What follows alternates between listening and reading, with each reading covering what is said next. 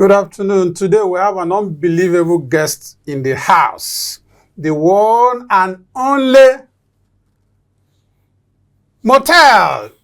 But he is known, of course, as Motell Solomon Ovard. But he is so popular, the rave of the moment that everybody just keeps talking about him. You're welcome to this program. Thank you. How did your journey into the skit making begin? This wasn't part of the plan at all in my whole life. Yeah, accidental. Accidentally, yeah. Well, speaking of showbiz, I've always been a videographer. Okay. I've been working behind the scenes. I share ideas with skit makers. I work with skit makers. Okay. Yes, I work with filmmakers as well. So I always have this thing like ideas, special ideas I share with them. So that's how I managed to have this close relationship.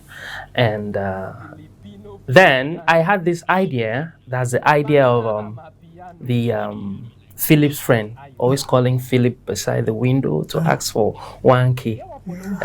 So that, if you know, that was actually the skit that went everywhere, went viral, and I was doing it. So before I started it, like I said, it wasn't the plan. So I shared the idea with a friend of mine, two friends actually. Why don't you guys do it? It didn't really sit well with them. I don't blame them. People have their differences. So I decided to try it, and that opened the way for me. I was like, okay, this thing is working. Let's keep it going. Okay. Yes. You are not into full-time skit making. Yes. How was this received by your family, knowing you as a male child and back in the States where we come from? How was it received? Well, I lost my dad at a very young age. My mom, a very good trader, hustling to make ends meet, to make sure we go to school. Yeah, so I like I said, it wasn't part of the plan. So she tried all she could, and as a matter of fact, they didn't really see me. I've always, growing up, I've been this calm and quiet guy. No, they find trouble. I don't look for trouble. I'm just there on my own. So there's always been school. All about my books and stuff. But like I said, certain things happen and we don't even know how come about them. So, but I also found out that I had a lot of ideas. I knew how to do a lot of things. I knew how to paint. I mean, I tried music. Wow. So yeah, so my mom and my sisters, because I have 4 sisters. Wow. Yes, before me. They were just watching me and, okay, let's just be saying. And I come from a family where they don't really discriminate you. Okay. Do what you do. We'll support you so long as it is good. Just keep doing what you do. Well, that's interesting. Must have been somehow tough, being a male child among and then losing your father at the early stage. Yeah, it really was tough. Yeah, but at least as a man, you have to be equal to the task. Now, let's get into it, really. How did you resolve to go into Gary? Skit making. It's all about Gary. And every time Gary, and he resonates, popularizing you, making you so popular. In our society, looking at it, Gary is even one of the, at least, most necessary thing you should have in your house as a Nigerian. Because let me use the word Nigerian, because in my comments, I see some people from some African countries that are like, this Gary. They've not really had it before. They've not heard of it before. So they would like to try it because Motell is always talking about, it's always this Gary. So I grew up in a place where people beg a lot. Yes, some take it as an entitlement. Yes, a locality. So Gary was this particular, should I call it gold or diamond, that was easy to be given out.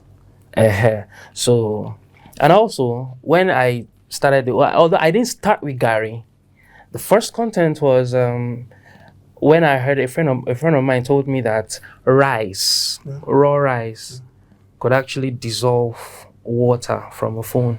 I was like, how? He said if your phone enters into the water and you put it inside bag of rice or something. So I now came up with that idea, going to meet my neighbor. Hey, I beg my phone enter inside water. If you give me 1 cup of rice, make a come water, man. If you they come bring tomatoes, maggi and pepper. So not everyone, looking at it very well, not everyone can easily feel that comfort, like be comfortable giving you other foodstuffs that's kind of, let's say, let me not use the word unavailable. But Gary is something that I think is something you can ask anyone, and if the person has it, they'll just give it to you. So, but my own case is always the other way. They don't give me. They always close. Maybe you ask too much.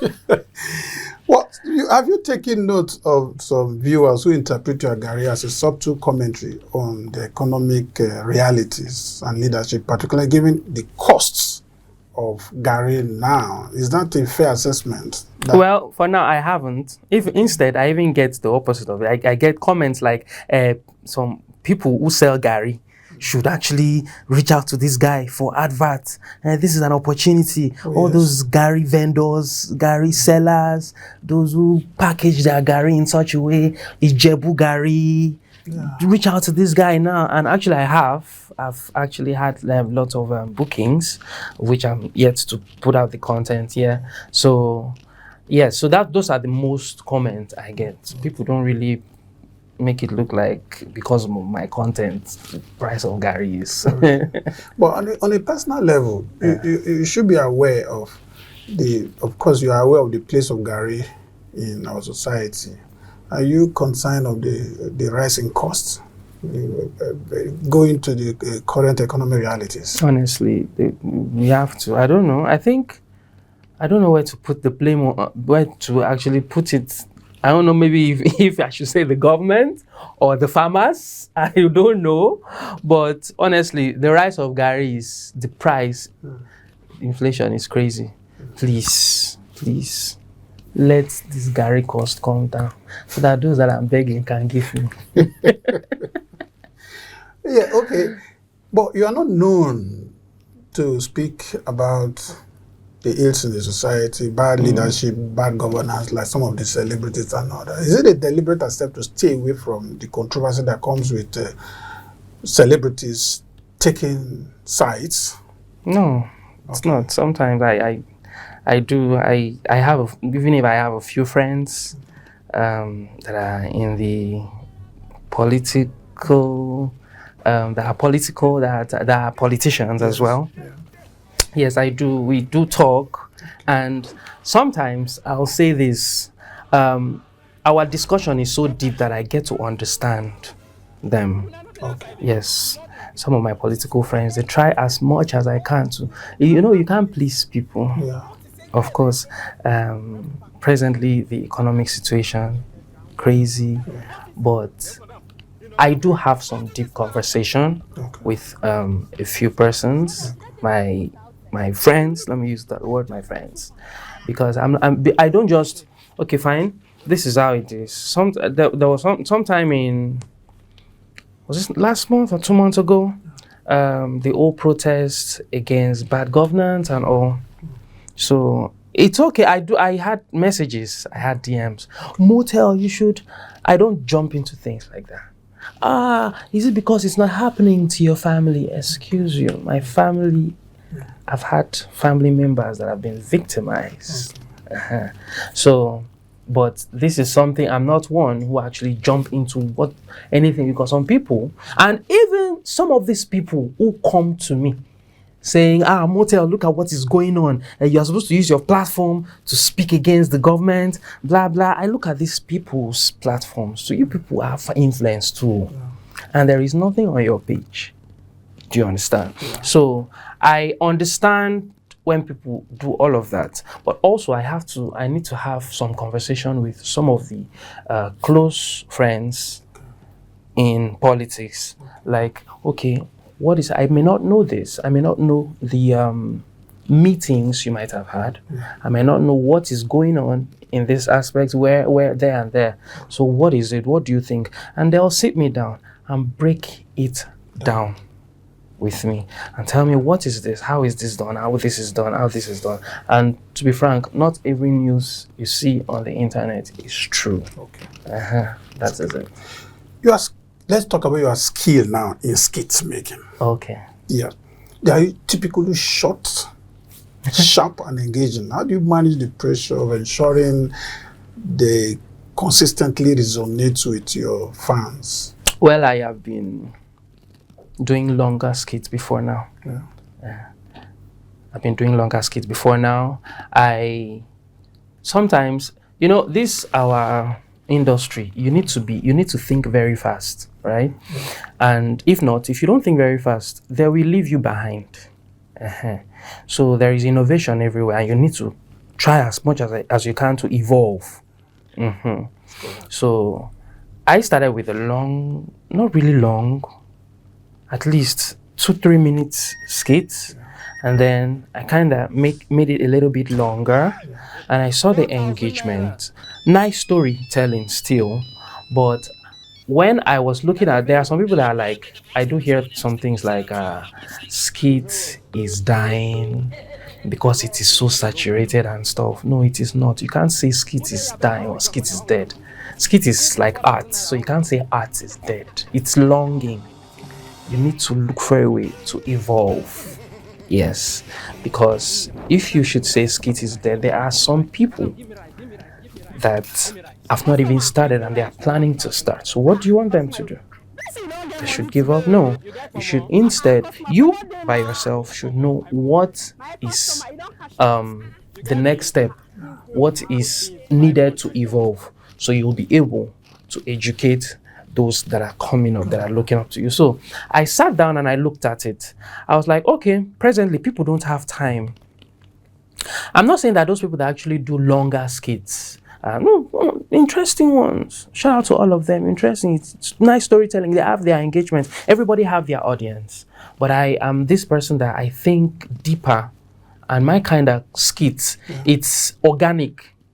I don't do too much. It has to be relatable. So for something to be relatable, it has to be short. So sometimes, for instance, just like the one I did during Saturday, Yes. And I was like, Asama Lameko. Yes, and one small girl took over.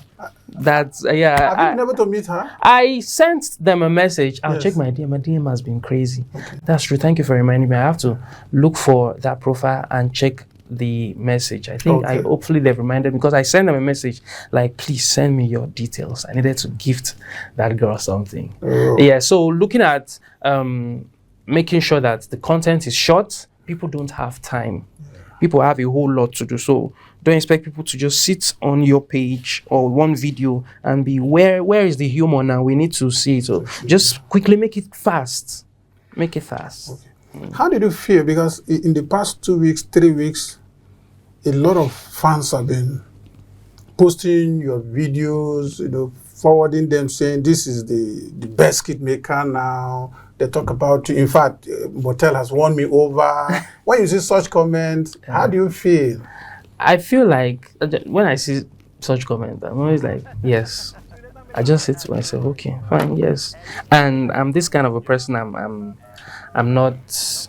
I don't feel too comfortable with compliments. Okay. No, I try to look for, okay, after the whole compliment, and I get messages. I get long paragraph messages like, Motell, it has really been a rough day, rough week, but I just came across you. Today is the first day I just discovered you, and it's crazy. Like your page heals and stuff. I'm like, thank you, Lord, thank you, God, that at least. And then the next thing I say to myself is, oh yeah, what next? Yes. So these things, they don't really get to me. Instead, I sit back and I ask myself, okay, what next? How do you keep it going? Because you have to keep it going.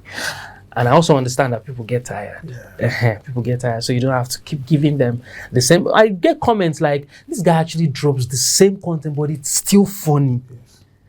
I still don't let that get into me. These are humans we are talking about, so they tend to change. So yeah, so we try to think and look for how to make the next one better than the previous one. And recently, talking about the next one being better, recently you went into silent skits. There was a particular one you released, everybody was just silent and you were standing by the wall. How did you come about that? What is the process in which you adapt these things? I just think. Okay. Like I said, I grew up in a locality. I was born and raised in Akwa Ibom State, Oron precisely. So a locality where you see some things and, you know, especially my mom, shout out to my mom. She's a typical African mother. Can you call her name? Nancy. Yeah, that's my mom's name. I love her a lot. Okay. So, yes, mommy, I love you. If you're watching this. Yeah, so my mom, a typical African woman, yes. She does not even need to say anything. So you will just know you are in trouble. So that particular skit where she's tired now, the neighbor is tired. You know, she just opened, probably she just wanted to go out, maybe to the market, saw me standing there, just go back. Everybody understood the message. When are you going to unveil this neighbor? I once commented on that. I said, please, I would love to meet this neighbor. When are you going to unveil this neighbor? I don't know. It's the neighbor that doesn't want to unveil. We have so many people as neighbors. Oh, really? We have so many neighbors. Okay, but there's this particular one. The voice is always there. Once, maybe it happens to others too. Once I hear that particular voice, a female voice, yes, I know that, yes, this is going to be interesting. Yes, because she actually gives me that energy as well. Sometimes I don't know when she closes the door. Really? I don't. Oh, goodness me. I don't. I just need to know that I need to stop talking once that door is closed. Oh, really? And she knows the timing, so. So, but can you walk us through the brainstorming process? Do you brainstorm? Yes, I brainstorm. I script. I write them down. Okay. Yeah, sometimes my script, I review them, I go through them, and I try to see if I will laugh to this. Because sometimes, some days I record like 15. Yes, now. That's why if you notice, I post every day. Yeah, I post every day. I post every single day on Facebook, TikTok, and Instagram. Yeah, so I record like over 15 of them, and I try to see which one I should put out. But sometimes it does not work that way. What you watch and it's not funny to you as the creator, it might be funny to others. I take example from the content I did by the window, when I was doing the window content, calling my friend Philip. There was this video that went viral that I did not believe it would. The video where I was hailing him, the Philo. Yes. Philadelphia. Yeah, exactly. Filipino, Filipiano. Filipina, Amapiano. So I did that content. Yeah. I watched it, and I was like, okay. Should I post this one? I recorded another one. I posted the rest. That one was still there. Yeah. I delayed, I dragged until one faithful Saturday where I was just bored. To tell you how I didn't even regard that content. I didn't post it on my Instagram. I didn't post it on my TikTok. Wow. I went and posted it on my Twitter where I didn't have enough engagement. Oh, wow. After posting it there, people started reaching out to me on WhatsApp. Motell, we saw your video. People are using the sound on TikTok. I said, but I never post them for TikTok now. So when I went on TikTok, I now posted the video again. So I posted the video and people started using the sound under my own post. You get? So I had close to 1 million users in few weeks. I was like, oh wow. So that post alone gave me over 500,000 followers. Wow. I mean, Mercy Johnson used the sound. A lot of people used the sound. Yeah, because it's a relatable sound. Like you hailing somebody you want to borrow money from, only for the person to hang up. Yes. So I posted it too. When I posted it on Instagram, people were like, really? Is it this guy that owns this sound? This guy is the one that owns this sound. So it increased my numbers of followers. I was like, oh, this thing does not work this way. Yeah, so I brainstorm, I do a lot of work. You recently crossed over 1 million, almost 2 million on Facebook. Yes. I think you celebrated it.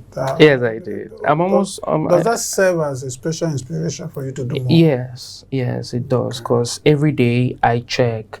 Right now that I'm not really. Let me use the word. Even if I am too busy, I mean, this is. I'm young, so I need to work. Yeah. So I handle my socials myself. Yes, I check my numbers and see if they are increasing. And if I notice any glitch, I put in work. Okay. This is my office. So it really inspired me. When I saw it, I was like, in a few days, I saw 1.6 million. Yeah. In less than a week, so 1.7, 1. Oh wow, now 1.9. Yes. Presently it's about 1.99 something, close to 2 million. I just have to keep it going. So, looking ahead, what do you see as the future of this industry in Nigeria? I don't know. I can't even tell, honestly, because this is where asking me about the future is, I think in a way, it's equivalent to asking me how to define my own way of consistency. Okay. Yes, because I don't even know. I never knew this short content was going to go this viral. So right now, I would tell anybody that so the future of this industry is that you have to keep it going, try to meet up with what is trending, try to think, try to evolve. Know that you have to really capture people's attention with what you're doing. It's okay to start small. It's okay to start even if it doesn't make sense, but in the process. So I really don't know. I can't tell. I don't know how to say this is the future of. But I strongly believe that I strongly believe the truth is content creation is the new crude oil. Oh yeah, that's interesting. So, in other words, what will you now say to the upcoming skit makers? Having seen that you've evolved, you are growing, and you are blazing the trail in the industry, what will you say to them? You have to keep it going. You have to keep it. When I started this April makes it me 3 years. I started 3 years ago, April 13th. Thereabout, yes, April. So you just have to keep it going. You have to keep it going. It doesn't have to make sense, like I said. You have to also understand that it's not going to be easy. You have to be careful. You have to be ready to take the pain. You have to be ready to take the pain. You just have to. There was this skit I watched way back in 2018, I think 2018 or 2019, where someone went to meet, someone was like, okay, the person went to meet somebody, a boss, like maybe his boss in the office. I was like, boss, I want to go into content creation. But I'm like, you want to go into content creation? You want to create content? You want to do skit? Very well. Bring this form. Sign it. Yeah, sign that. I am ready to cry. Oh, yeah, sign. He said, yeah, sign it. I'm ready to cry. Sign that I'm ready to take curses and abuses. That what kind of rubbish content is this? Sign it. Sign that I'm ready to get 1 comment in 1 year. Yeah. The person was like, I don't. He said, sign. You want to go into content, so it's not going to be easy. Sometimes I get messages like, Amo, can you put me through on how to be a better content creator? Like, I didn't even know how to be better. I'm not. Right now, I even feel I'm not even better. Sir. But has anybody told you that, me looking at you, you look funny? A lot. A lot. I even get paid for that one. They'll be like, don't worry, don't just come to my show. You're not doing anything, just be around. Just sit down. Yeah. And recently you've been featuring a lot of some established skit makers and actors in your show and all that. But it's the report that no friends like that in the skit making industry, because everybody's competing. How are you managing this closeness? Well, when I started alone. No. Okay. I started alone. Like I told you, I've always been this person. I've just wanted to be on my own.